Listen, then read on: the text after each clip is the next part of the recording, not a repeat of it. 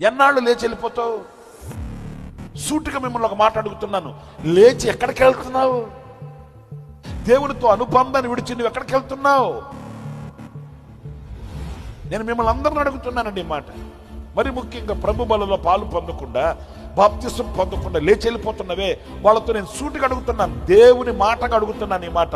మీ మనసులో నొచ్చుకోవాలని అడుగుతున్నాను ఈ మాట. ఎంతకాలం లేచి వెళ్తావు? అట్లాగా ఎక్కడికి వెళ్తావు?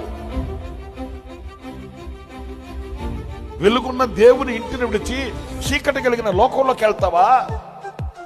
మరి ముఖ్యంగా ఇప్పుడు ఆరాధన ముగించగానే, వాక్యం ముగించగానే కొంతమంది బలలో పాలు పొందకుండా లేచి సంఘంలో బైబిల్ పట్టుకుని వెళ్ళిపోతుంటారే, వాళ్ళని నిలదీసి అడుగుతున్నాను దేవుని వాక్యాన్ని బట్టి.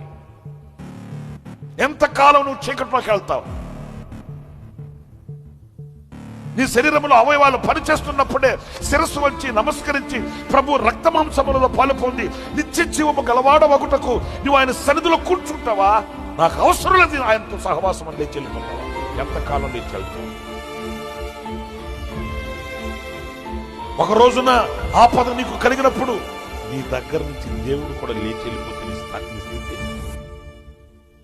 విమర్శించుకోండి. ఈరోజు నీతో సహవాసం నాకు అవసరం లేదు, నీతో సాంగత్యం నాకు అవసరం లేదు, నీతో చెలిమి నాకు అవసరం లేదు, నీతో నేను నిలవవలసిన అవసరం నాకు లేదని యేసయ్య నీ దగ్గర నుంచి లేచి వెళ్ళిపోతే నీ పరిస్థితి ఏమవుతుంది? నీ సంగతి ఏమవుతుంది?